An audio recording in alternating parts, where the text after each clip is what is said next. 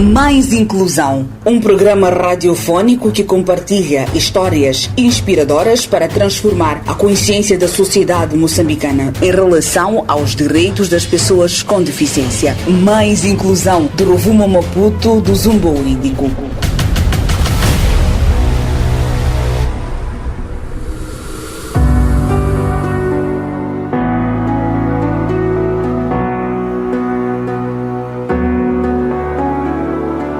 Ouvinte, cordiais saudações.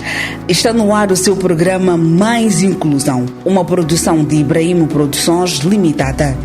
Está na vossa companhia Amina Chakami na apresentação, Abdulrahman Ibrahim na edição e João Ângelo nos cuidados técnicos. Voto de uma ótima escuta. Mais Inclusão. Atenção estudantes, pais e encarregados de educação. Em 2026, a Papelaria Académica Limitada tem tudo o que você precisa para o sucesso escolar.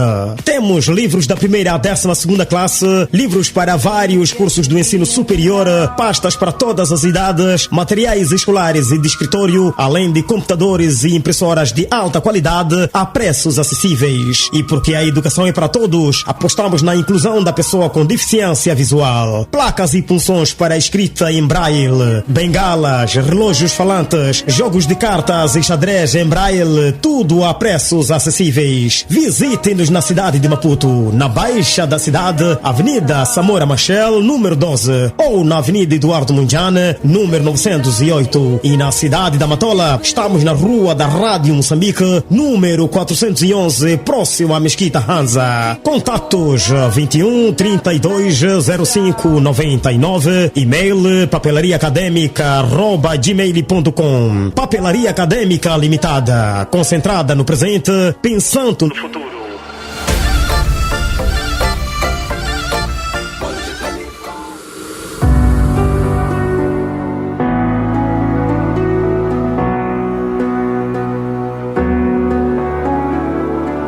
O programa Mais Inclusão conta com o apoio da TV Surdo. Estimado ouvinte, pode acompanhar esta e outras notícias nas nossas redes sociais, Facebook e YouTube. Para isso, basta pesquisar por Mais Inclusão e fazer a sua subscrição. Nesta edição vamos à província da Zambésia, concretamente no distrito de Iguadala. As mudanças climáticas têm afetado a piscicultura, com cheias e secas prejudicando a produção de peixes. As comunidades locais enfrentam desafios na manutenção dos viveiros, enquanto projetos de tanques protegidos e espécies resistentes buscam garantir renda e segurança alimentar. O jornalista Abdulrahman Ibrahim conta a história do senhor Paulo Canhanga, pessoa com deficiência físico-motora que encontrou na piscicultura a sua principal fonte de renda familiar. Mais Inclusão.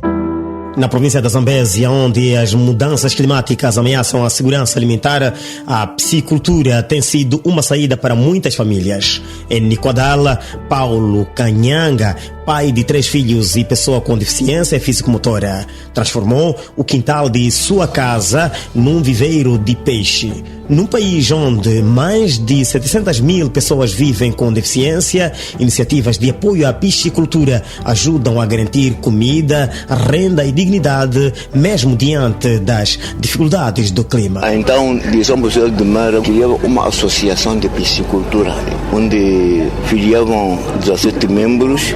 Eu até que fui o 18º membro dessa agremiação. Mas depois houve desentendimento entre membros. Eu pensei em abrir o primeiro tanque em minha casa. Abro o tanque em casa com apoio mesmo da Direção Provincial do Mar, Águas e Pesca. Tinha assistência e ofereciam adivinhos. E no primeiro ano produzia 300 quilos. Com a produção de 300 quilos passei a ampliar esse primeiro tanque. Passou até a ter 600 metros quadrados. Daí, com a produção desse tanque já maior, abro o segundo, com o segundo, o terceiro, quarto, até quinto, assim tenho 5 tanques. Como não tenho condições para ração e aquisição de adivinhos, pelo menos consigo 2 toneladas. 2 toneladas? Sim. E a venda é a nível do distrito de Niquadala ou consegue vender para toda a província da Zambésia? Para a questão de venda, eu tenho comunicado nas instituições, no Hospital Central, os funcionários estão lá, nas escolas e a população em redor. E consegue fornecer a todas as instituições? Vem comprar mesmo em casa no dia de pesca. Meto os homens a pesca, a minha balança, estou atendendo a venda. Então esta atividade é feita mesmo na tua casa, não precisa se deslocar? Faço em casa.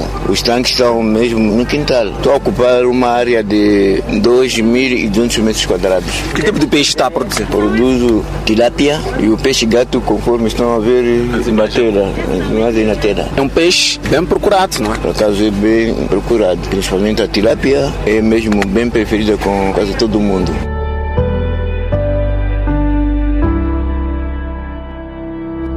A experiência de Paulo Canhanga demonstra também o impacto positivo da piscicultura na inclusão social. Mesmo com limitações físicas, ele emprega trabalhadores fixos e sazonais e sustenta a família, apostando sobretudo na formação dos filhos. Para ele, a deficiência não pode ser sinônimo de dependência ou exclusão econômica. Não construí casa digna porque estava mesmo apostado na formação do meu último filho, que fez a licenciatura em Relações Internacionais e Desenvolvimento Local. E estava apostando para que este trabalhasse comigo. E o apoio do governo vem de que parte nesta tua atividade? Apoio do governo, tenho recebido assistência técnica e ração da Prodap. Alvinos tenho conseguido de um produtor que está sediado em Quadala, na região de Muziva. Está a 70 quilômetros do meu posto de trabalho. Os alvinos virem até em casa, tenho tido apoio de IDEPA, para facultar transporte para o manejo dos alvinos. O apoio institucional tem sido determinante. Segundo Mateus Augustinho Jacob, técnico do Instituto de Desenvolvimento da Pesca e Aquacultura da Zambésia, a piscicultura é uma resposta estratégica à redução da pesca tradicional, agravada pelas mudanças climáticas e pela sobreexploração dos recursos marinhos na Zambésia. O São Paulo, como um dos piscicultores, o Instituto tem essa missão de promover aquilo que é a aquacultura. Estamos a falar de uma atividade muito importante porque o que nós temos observado nos últimos anos é o decréscimo da produção pesqueira. Estamos a falar daquela pesca tradicional em que os nossos produtos pesqueiros nós vamos tirando do mar e eles vão se esgotando de forma insustentável. Então, uma das alternativas viáveis para evitar aquilo que é a sobreexploração dos recursos marinhos é o desenvolvimento da aquacultura. E o Instituto de Desenvolvimento de Pesca, através do conhecimento técnico, tem apoiado os piscicultores nessas atividades de criação de organismos em ambientes controlados, como é o caso do piscicultor Paulo Canhanga. Mateus Jacob explica que eventos extremos, como cheias e chuvas intensas, têm destruído tanques e sistemas de criação, afetando diretamente a piscicultura. Ainda assim, considera que produtores como Paulo Canhanga demonstram resiliência, sobretudo pelo facto de superarem barreiras físicas e climáticas com resultados concretos. A área da piscicultura tem sofrido, tem sido impactada com as atividades climáticas, principalmente nos tempos de muita chuva, porque como são criados em sistemas fechados e controlados, cativeiros, são tanques de terra, por exemplo, também temos aqueles que são criados em regimes de gaiola, então com excesso de água tem impactado aquilo que são os tanques, tem destruído os tanques, também tem destruído as gaiolas que são essenciais para o crescimento desses organismos. Estão felizes em relação ao trabalho que o São Paulo tem feito e com o vosso apoio, claro? Estamos felizes com o São Paulo, estamos felizes com vários piscicultores de Niquadala. O que mais nos deixa mais felizes com o piscicultor Paulo é mesmo a condição física, e isso diferencia dos demais piscicultores que são os outros. Ele, apesar da sua condição, exerce essa atividade de uma maneira muito excelente. De vista ambiental, Mário Paulino Fumo, ativista ambiental, alerta que os pescadores já sentem a redução das capturas devido ao aquecimento das águas, alterações nos regimes de chuva e fenômenos extremos como ciclones e secas. Essas mudanças afetam a reprodução e abundância e a acessibilidade dos peixes, colocando em risco as comunidades dependentes da pesca artesanal. Alguns estudos recaem em dizer que pescadores moçambicanos mostram relatos de redução de capturas ao longo dos anos, apesar dos fatores como sobrepesca também desempenham um papel, mas as mudanças nas condições climáticas influenciam a disponibilidade e comportamento dos peixes. Resumindo, já se sentem efeitos da abundância de peixes, ciclos de reprodução e acessibilidade às zonas de pesca, tudo ligado ao aquecimento, eventos extremos e também às mudanças nos regimes de chuva. Fenômenos extremos têm impactos severos e multifacetados. Vou entrar primeiro pelos ciclones e também as cheias, o que me remete a dizer o seguinte. Primeiro, danificam ou destroem embarcações, redes e outras infraestruturas dos pescadores. Alteram a costa e zonas de pesca, erosão, sobretudo a entrada de sedimentos, reduzindo, sobretudo, as áreas produtivas. Força os pescadores a interromper as atividades durante longos períodos. Durante eventos como ciclones o Idai e o Kenneth, centenas de milhares de pessoas foram afetadas e muitas até das comunidades viram perdas de meio de subsistência. Para Mário Paulino Fumo, a piscicultura não substitui totalmente a pesca tradicional, mas representa uma alternativa essencial de adaptação às mudanças climáticas, garantindo proteína, renda e menor pressão sobre os ecossistemas naturais. O caso de Paulo Canhanga mostra que, com apoio técnico e políticas inclusivas, é possível unir resiliência climática, segurança alimentar e inclusão de pessoas com deficiência na Zambésia. Uma estratégia de adaptação é uma das boas alternativas. Primeiro porque é uma fonte estável de proteína e rendimento. A piscicultura, que é a criação de peixes em viveiros ou em tanques protegidos, podem suprir parte da necessidade proteica das famílias, independentemente das condições da pesca selvagem, que é no rio ou no alto mar, especialmente quando os estoques selvagens estão a diminuir devido às mudanças climáticas. Outro ponto, que é a redução da pressão sobre os recursos naturais, ou seja, com a criação de peixe em sistemas controlados, nos tanques ou viveiros, as comunidades podem diminuir a pressão sobre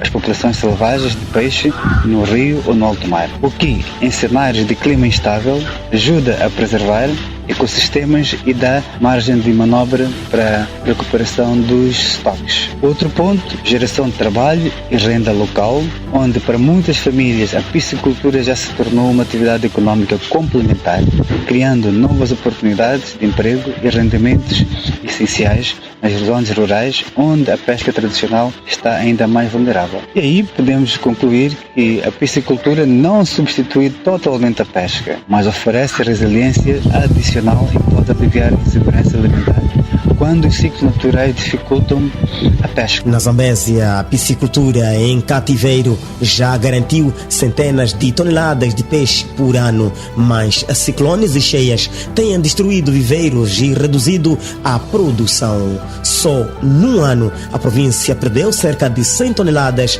de peixe, segundo dados do setor das pescas.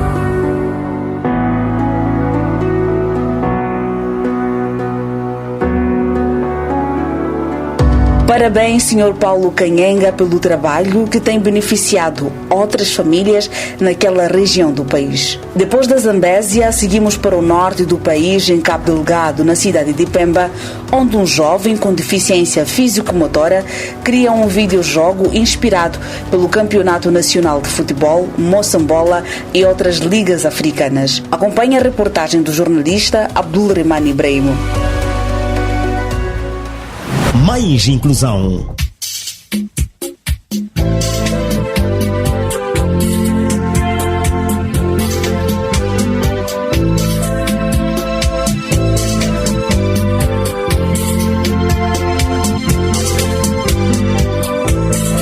Pemba, província de Cabo Delgado, Ivan Salomão prova que a deficiência não é limite quando há talento, visão e determinação. Há 3 anos a desenvolver um jogo que recria o futebol moçambicano. O jovem aposta na promoção do moçambola entre ambições e apoios já garantidos. Deixa uma mensagem clara à juventude nunca desistir. Primeiramente, promover nosso campeonato. Ter mais oportunidade do mundo lá fora. Nossos jogadores nacionais têm mais oportunidade de ser visualizados no mundo em geral. Onde eu lanço, não é só Moçambique que vai ficar curioso. É mundo lá fora, vai ficar... esse jogador tem over de tanto. Aquilo é na base do próprio físico do jogador. Aquilo é captação do movimento do próprio jogador.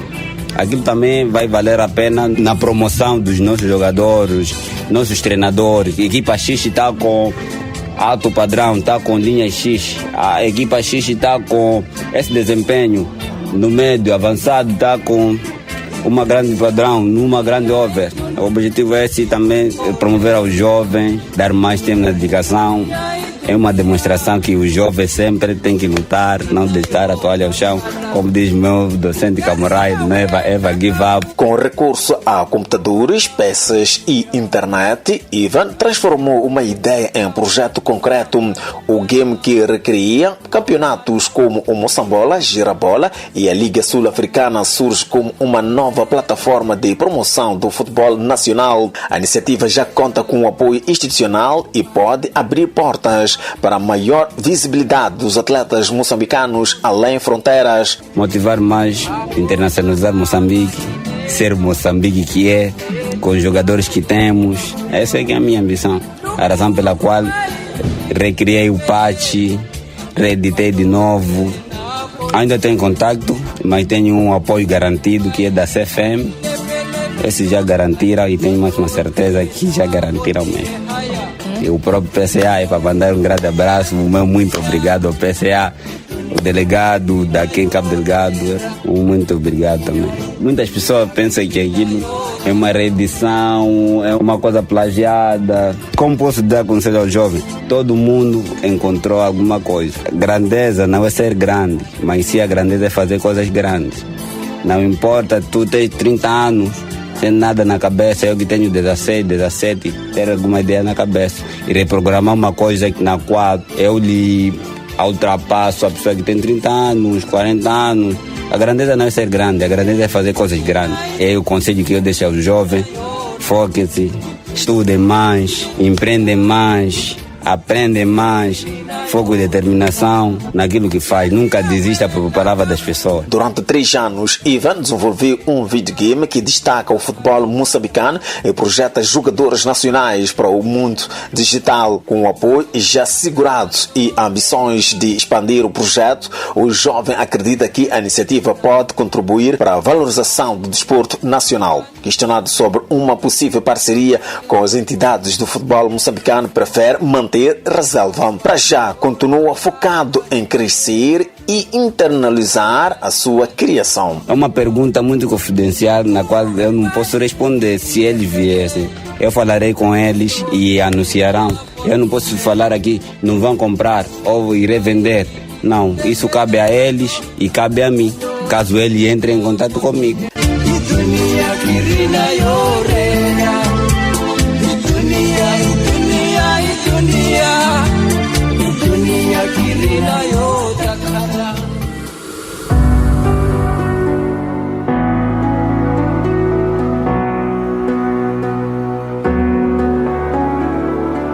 Parabéns, Ivan, pela iniciativa. Para finalizar, vamos à cultura, onde outro jovem com deficiência aposta neste ramo para divulgar seus direitos. Mais detalhes na reportagem de Abdulrahman Ibrahim. Mais inclusão.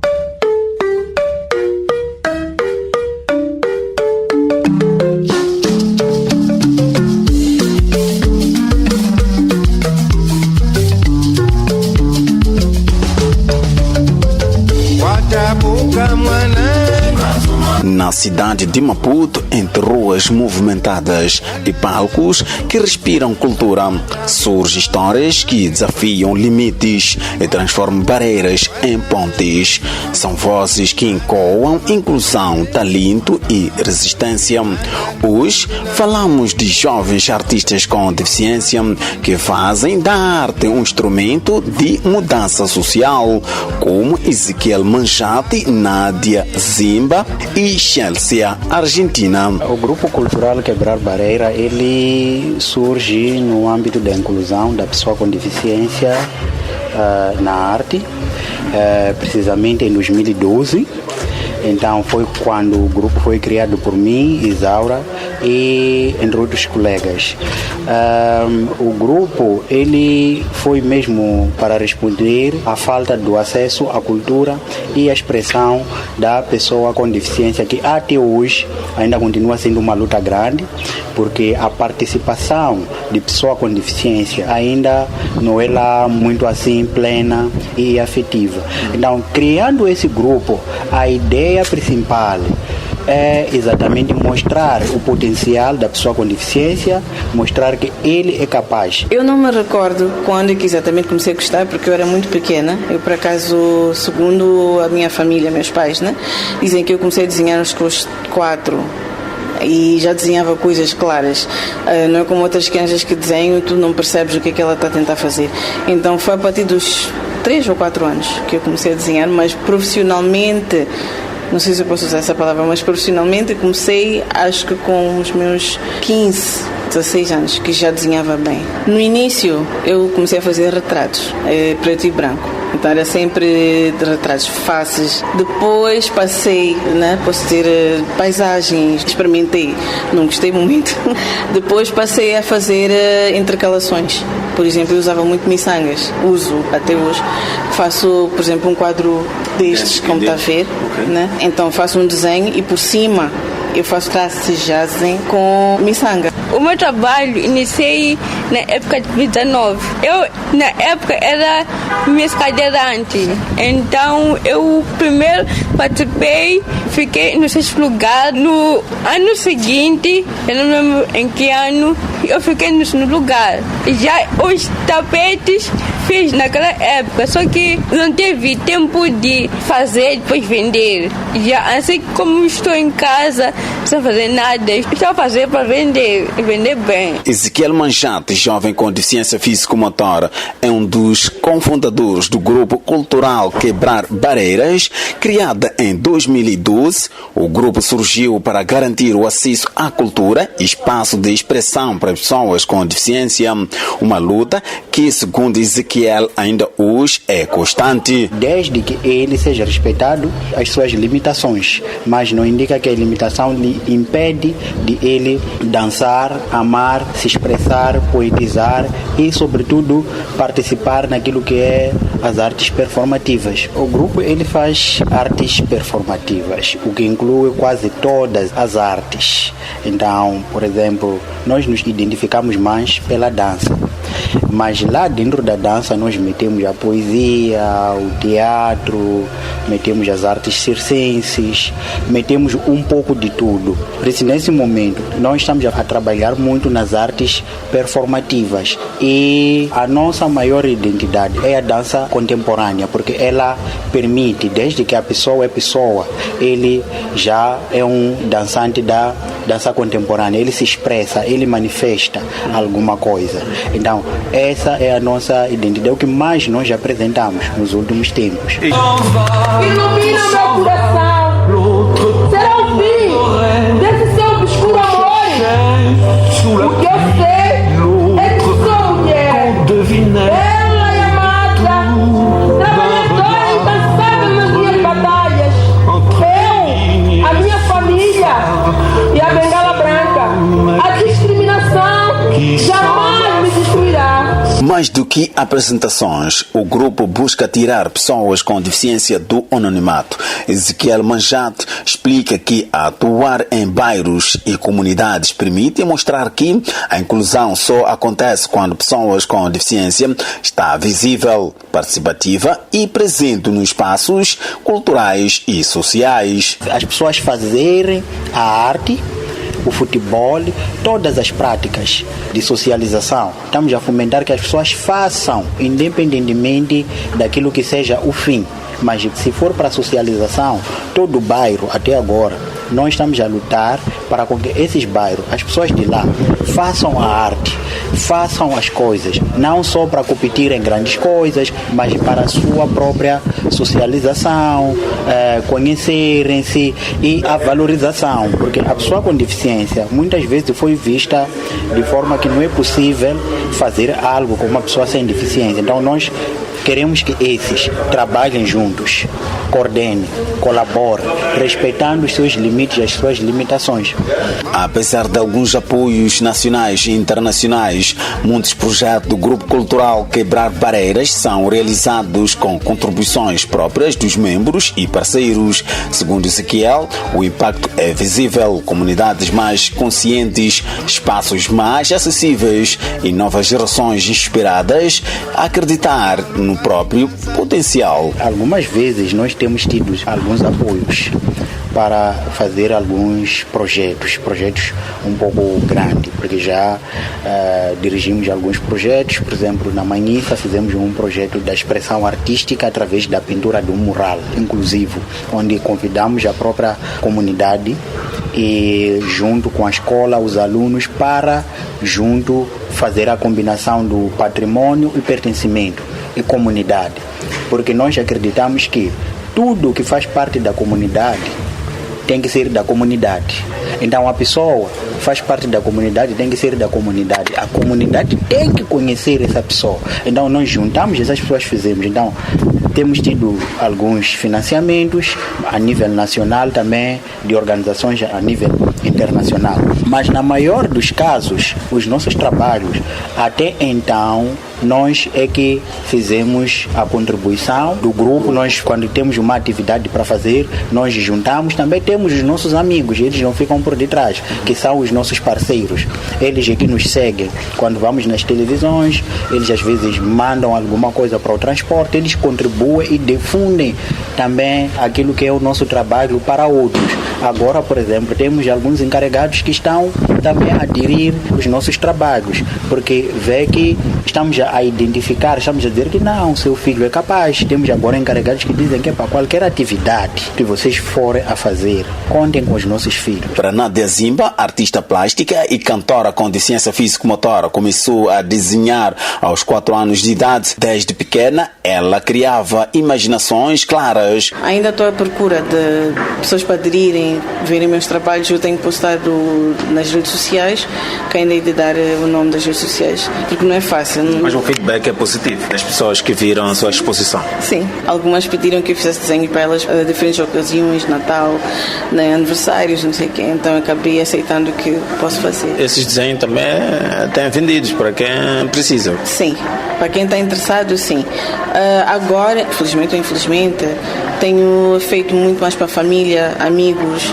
Ainda não consegui fazer mesmo para o público e gostaria que as pessoas reconhecessem, vissem os meus trabalhos, né? Porque é também outra forma de autossustento. Graças a Deus eu trabalho no Porto, mas gostaria, né, de também ter algum rendimento com este trabalho que eu faço. Quero ser reconhecida. Exato. O material que é usado no seu trabalho, adquires a nível interno e o material também é caro? Como é que é? Por acaso é caro. E essa questão de venda não é fácil vender, porque infelizmente a pessoa, quando tu dizes o valor do trabalho, as pessoas não querem pagar, dizem, está muito caro.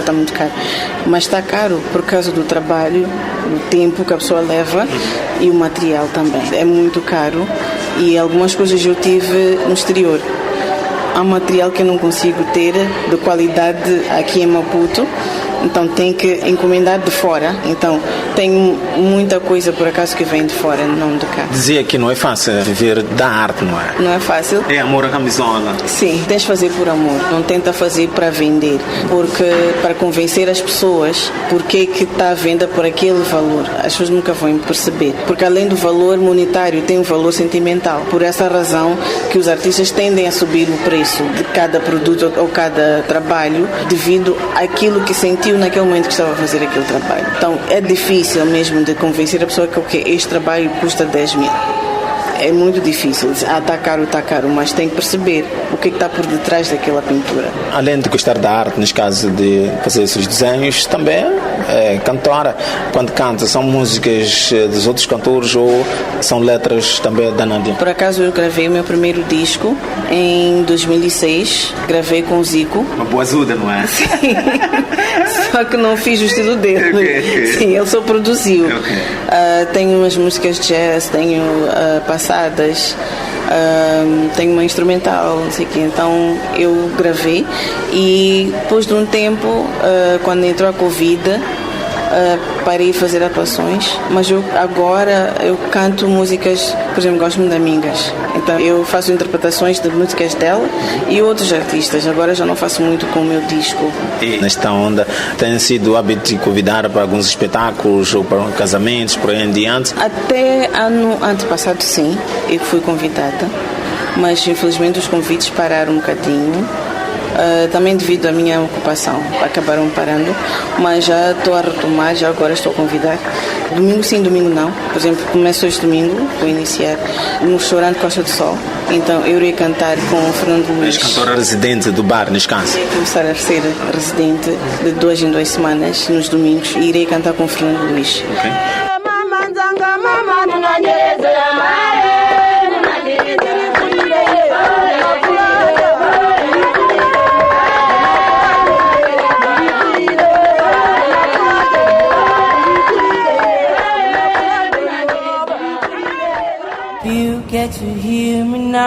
Atenção estudantes, pais e encarregados de educação. Em 2026, a Papelaria Académica Limitada tem tudo o que você precisa para o sucesso escolar. Temos livros da primeira à 12ª classe, livros para vários cursos do ensino superior, pastas para todas as idades, materiais escolares e de escritório, além de computadores e impressoras de alta qualidade a preços acessíveis. E porque a educação é para todos, apostamos na inclusão da pessoa com deficiência visual. Placas e punções para escrita em braille, bengalas, relógios falantes, jogos de cartas e xadrez em braille, tudo a preços acessíveis. Visite-nos na cidade de Maputo, na Baixa da cidade, Avenida Samora Machel, número 12, ou na Avenida Eduardo Mundiane, número 908. E na cidade da Matola, estamos na Rua da Rádio Moçambique, número 411, próximo à Mesquita Hanza. Contatos 21 32 05 99, e-mail papelariaacademica@gmail.com. Papelaria Académica Limitada, concentrada no presente, pensando no futuro.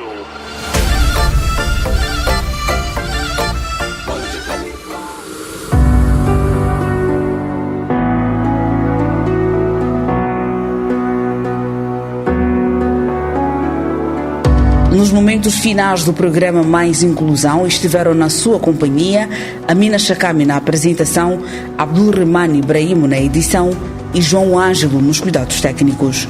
Mais Inclusão, promoção dos direitos das pessoas com deficiência, uma produção da Ibrahim Produções Limitada com apoio da TV Surdo. Até a próxima edição.